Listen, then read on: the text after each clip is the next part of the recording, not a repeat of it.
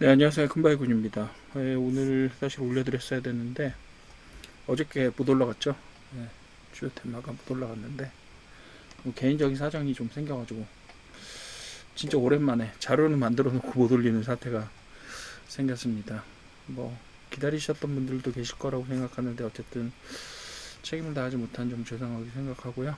좀 급한 강의가 끝나고 급한 일들이 좀 지나가고 나면 바로 이제 심층 주제나 이런 것들 가지고 다시 강의로 찾아뵙겠습니다. 그리고 인공지능 관련된 강의도 제가 준비를 따로 하고 있으니까 그 인공지능 관련된 강의도 좀 그러니까 여러분들이 업무에서 바로 활용하실 수 있는 즉시 활용 가능한 인공지능 뭐 이런 형태로 제가 강의를 하는 준비를 하고 있으니까 그거 만들어지는 대로 같이 한번 공유를 해보도록 그렇게 하겠습니다. 자, 4월 24일 주요 테마 한번 살펴보겠습니다. 뭐 계속해서 오르고 있다가 오늘은 이제 코스피가 조금 빠지고 코스닥이 올라가는 그런 형태가 됐는데 이게 뭐 코스피가 언제까지 올라갈 수는 없죠. 예, 그리고 어제 같은 경우 하이닉스 실적 발표가 있었고 기대만큼 나왔기 때문에 뭐 기대만큼 올라갔고 그리고 오늘은 조금 빠졌는데 아무래도 이제 하이닉스도 SK 하이닉스도 이야기가 다 나왔고 그래서 재료들이 많이 소멸했죠. 그래서 이제 그 대표 기업 중심의 즉 삼성전자나 SK 하이닉스 중심의 움직임보다는 그 밑으로 내려오는 소부장 쪽에 어떤 KPX 투자 이런 부분들 KPX라고 하면 아시죠? 용어는 자본 투자입니다 한마디로. 예, 캐피털 뭐라 그러지? 예, 여하튼 자본 투자입니다. 예, 그래서 그렇게 보시면 되고요. 갑자기 단어들이 좀 생각이 안 나더라고요. 예, 그렇게 보시면 되고요. KPX 투자가 이제 예정이 돼 있습니다. 물론 뭐 지금 우리나라에서 제일 많이 이야기되고 있는 것들은 삼성전자 노조의 파업이나 이런 부분들이 혹시라도 삼성전자의 순항에 어떤 영향을 미치지 않겠느냐 이런 생각들도 할 수가 있는데 뭐 잘 해결되기를 바라야 되겠죠. 예, 좀뭐 서로 입장에서 보시게 된 부당한 부분이 없지 않고 지금 뭐 월급도 많이 받는데 뭐 그것도 얼마나 더 저기를 받겠다는 얘기냐 몇 억 된다고 하죠. 네, 다 받으면 자 그렇게 보시면 될 것 같고 어쨌든 반도체 소부장이 제일 이제 대장이 됐어요 오늘은. 삼성 하이닉스의 투자가 확대되어야 되는 상황이에요. 그 투자가 어느 방향으로 되어야 될지는 결정을 잘해야 될 겁니다. 지금 형태대로 양적인 팽창으로 갈 거냐 아니면 양적인 팽창이 아니라 조금 두고 보면서 질적으로 어떤 퀀텀 점프가 일어날 수 있을지를 한번 살펴봐야 된다라고 이야기하시는 분들도 많아요. 지금 시장 자체가 계속해서 빠른 속도로 변하고 시장 요구도 계속해서 변하고 있기 때문에 지금 형태로 뭐 예를 들면 계속해서 양적인 고도화를 추진하다 보면 어느 순간에 한계에 부딪힐 수밖에 없습니다. 물론 뭐 사실상 지금 HBM이라고 하는 것 자체도 그 한계를 돌파하기 위한 어떤 고육주책의 방법으로서 만들어진 건 사실입니다. 왜냐하면 메모리라는 거를 이렇게 적층해서 빌딩형으로 만든다는 그 아이디어 자체가 뭐 예전에는 없던 아이디어죠.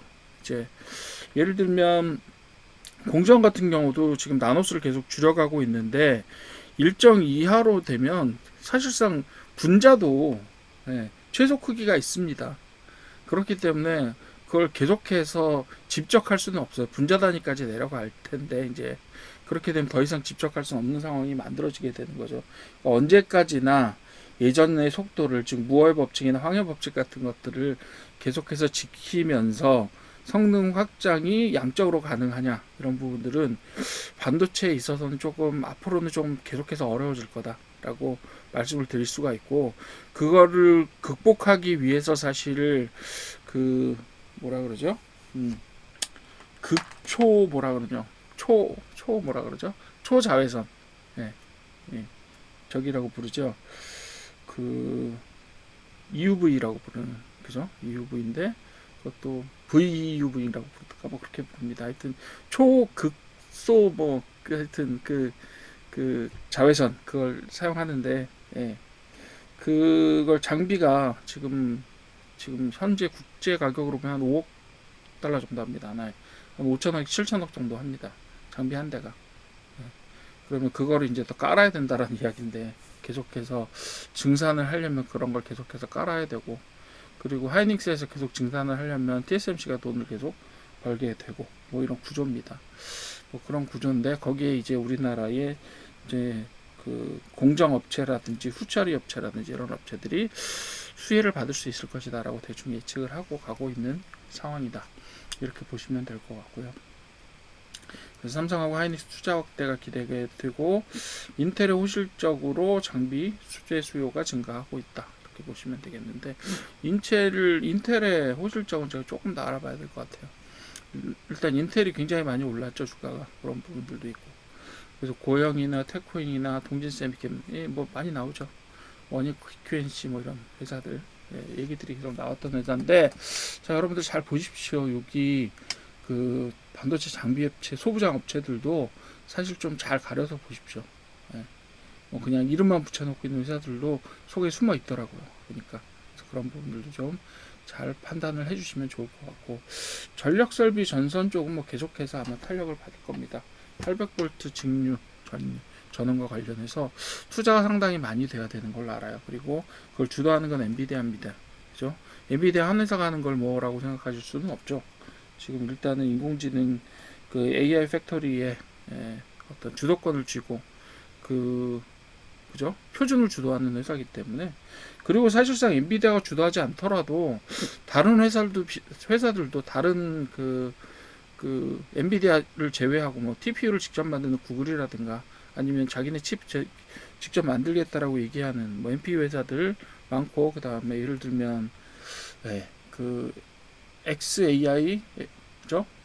스페이스X하고 합병한 그 회사에서도 직접 자기네들이 그 연산칩을 만들어서 작용을 하겠다라고 하는데, 그게 생각만큼 쉽지는 않습니다. 솔직히 말씀드리면 구글도 굉장히 오랫동안 TPU 기술을 쌓아왔고, 그럼에도 불구하고 지금 TPU의 수준 자체는 단순하게 계산 속도를 빠르게 하는 것 이상으로는 엔비디아의 어떤 생태계를 따라잡지는 못하고 있어요.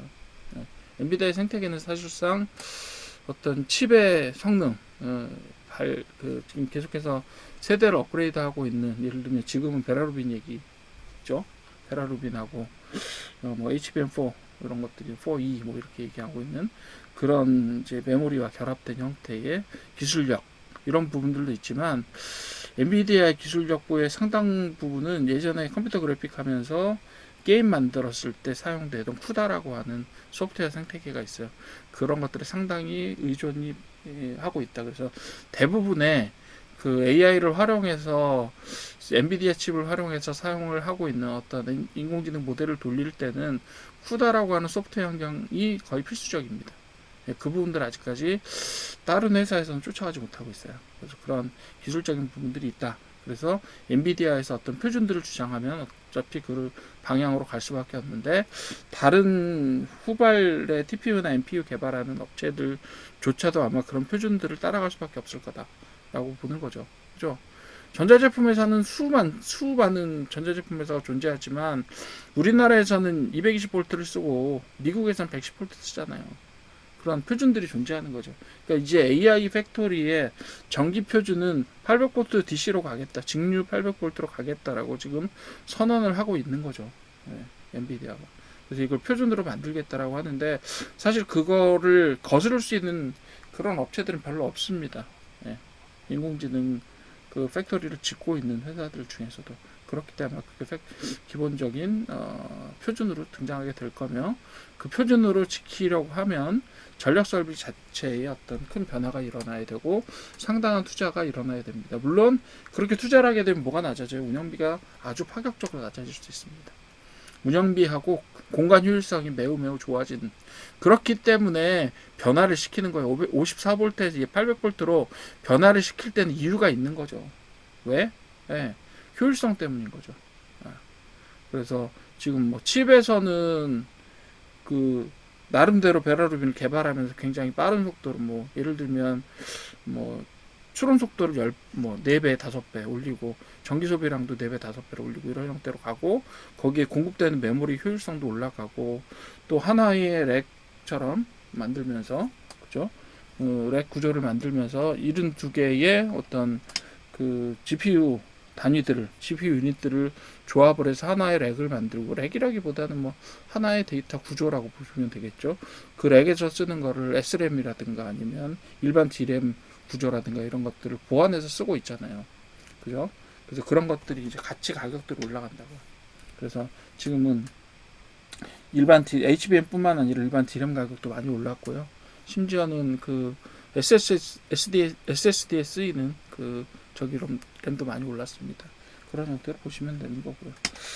그래서 어쨌든 AI 데이터 센터 확대하고 엔비디아의 DC 전력 관련된 선언들이 있었기 때문에 향후에 전기 관련된 전력 인프라 관련된 수요들이 매우 증가할 거고, 거기에는 우리나라 회사들도 매우 경쟁력을 상당히 가지고 있다라고 보시면 될 것 같습니다. 그리고 로봇 피지컬 AI는 어차피 그 다음 세대로, 그러니까 AI 개발해서 어디다 쓸 거냐라고 했을 때 저기가 뭐죠? 로봇으로 결국은 전용이 될 거다라고 보는 거죠.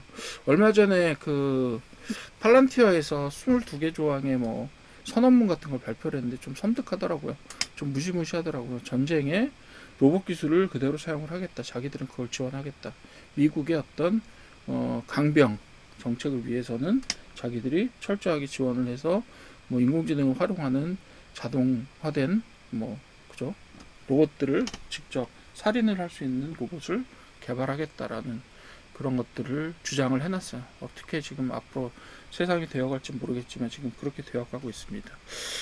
그게 최대한 막으려고 해보겠지만 막기는 쉽지 않을 거다라고 보여집니다. 어쨌든 로봇 피지컬 AI는 예를 들면 테슬라에서도 지금 계속해서 로드맵을 공개를 하고 있고, LG전자도 로봇 로드맵을 공개를 했고, 그죠?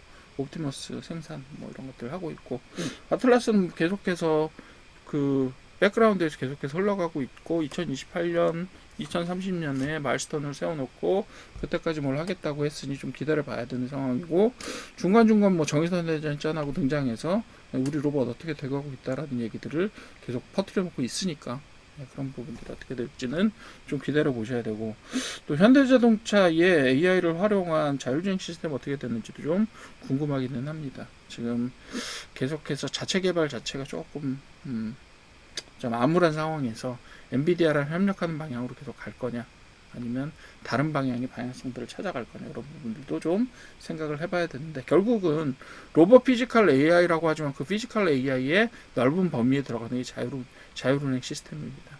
결국은 거기에서 만들어지는 자율주행 시스템이 로봇 기술에도 전용이 될 거고, 로봇 기술뿐만 아니라 UAV나 이런 것들 있잖아요. 그런 것들에도 적용이 될 겁니다. 그래서 계속해서 그런 기술적인 개발들이 실생활에 영향을 미치는 형태가 되어갈 거고요.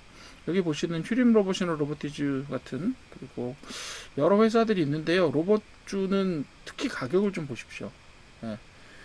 지금 제대로 뭐 생산 시스템이나 이런 것들이 갖춰지지 못했거나 아니면 생산은 하고 있으나 핵심 기술이 없는 회사들 굉장히 많아요. 로봇 쪽에는.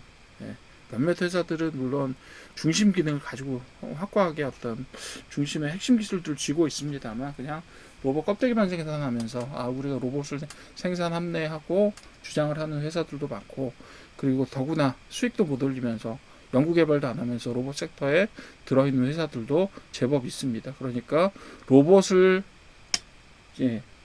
보실 때도, 로봇 테마를 보실 때도 그 안에 그저 테마주와 그리고 알맹이가 들어있는 좀 확고한 기업들이 같이 섞여 있다. 그러니까 두 가지를 같이 한번 보시라고 말씀드리고, 제가 누누이 말씀드리지만 공부도 조금 하셔야 돼요.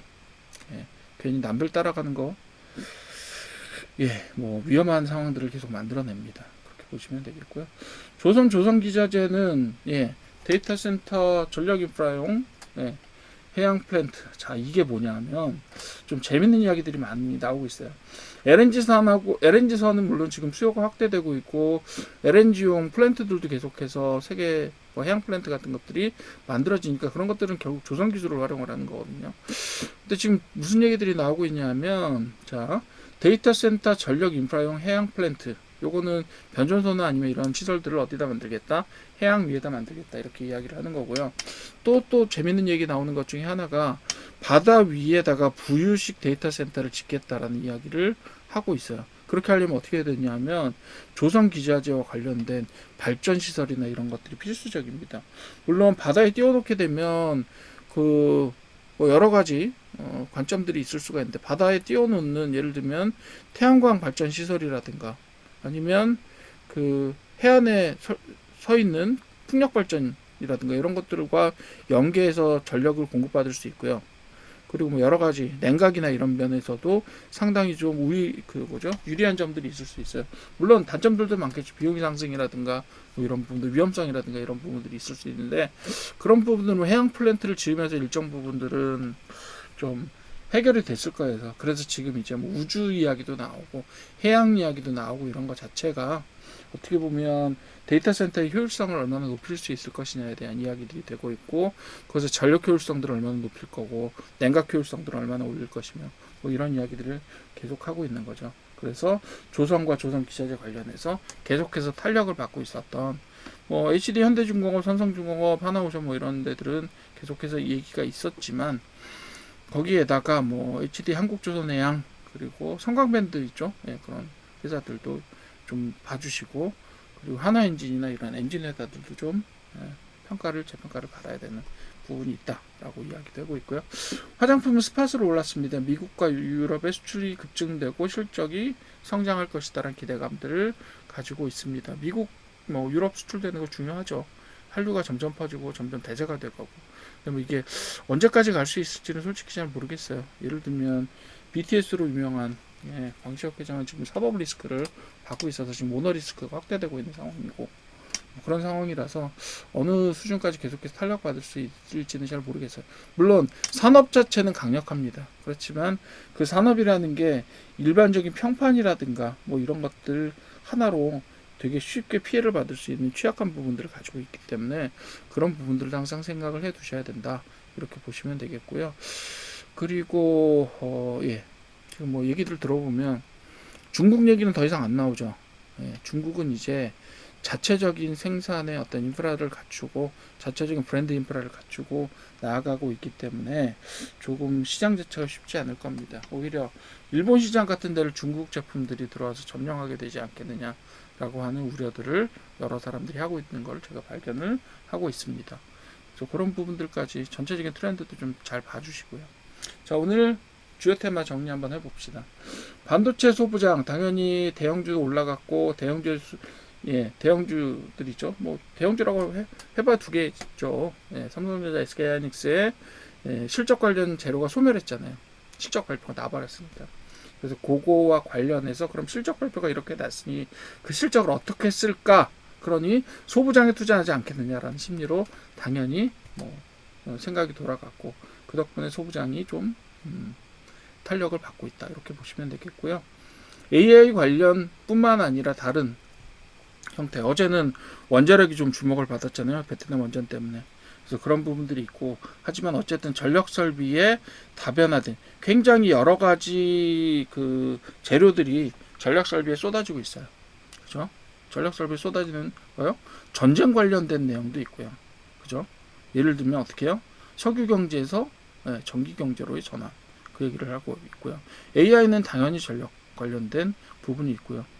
그러면서 이제 거기에다가 저기를 끼얹은 게 뭐냐면, 거기에다가 기름을 끼얹은 게 뭐냐면 엔비디아의 800V DC 전환, 이런 얘기들을 하면서 계속해서 효율성을 강조하고 나가고 있습니다.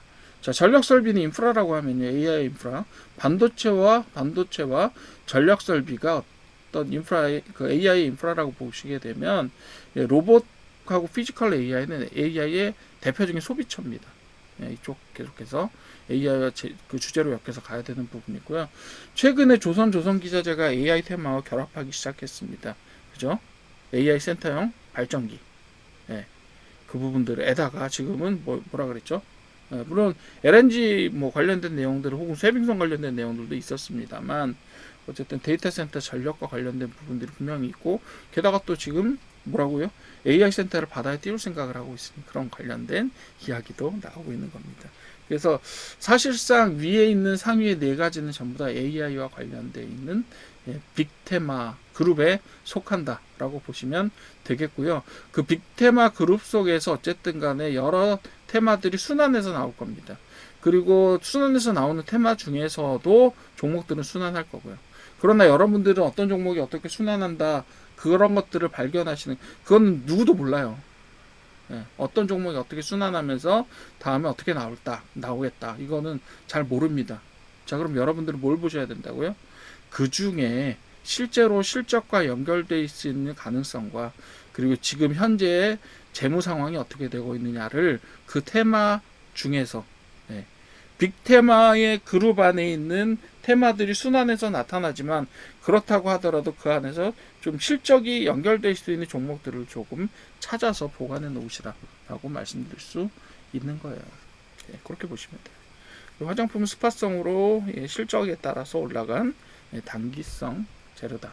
이렇게 보시면 될 것 같습니다. 어쨌든 위에는 빅테마 그룹에 속한 장기성 테마들이라고 보시면 되겠고, 뭐 단기성 뉴스, 장기성 뉴스 이런 부분이 걔네들은 그냥 흘러가요.